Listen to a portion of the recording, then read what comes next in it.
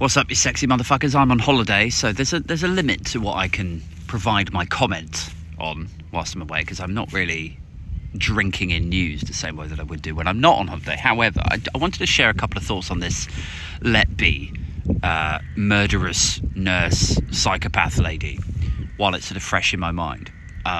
So I saw a lot of tabloid coverage where they're referring to her as evil, and I think the judge called her evil, and understandably one of the victims' parents referred to her as evil as well. And I just think there's something that bothers me about that kind of language. You know, when we reduce people, however disgusting they are, however sociopathic they are and their conduct has been, I think when we refer to people as evil, when we reduce them to that sort of devilish, satanic kind of terminology, I think what we do is we other them, because we are psychologically incapable of accepting that a human being would be capable of behaving that way. But actually, human beings are capable of murdering each other and murdering other human beings who are as young and innocent as human babies are. And so I can understand a temptation to sort of look at them like, oh, it must be an animal, must be a devil, must be some sort of supernatural being, because that's not, you're not a human being if you can do that.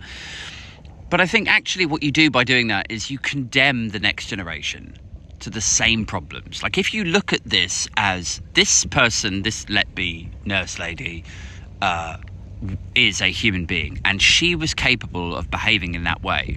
So what is it that made her behave that way? Let's research this. Let's dig into that. Let's use her like a guinea pig.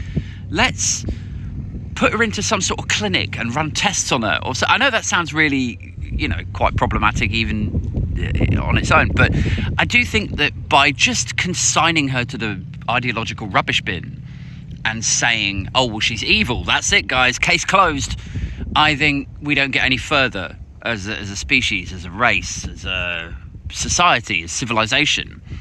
Because here we have an opportunity to look at the drivers, the psychology of a person who was capable of behaving in this way, and potentially, maybe, like, not instantly, obviously, maybe not even with her, but maybe with the next sociopathic killer or the one after that, we might get to a point where we can actually fix it and prevent this kind of shit happening again.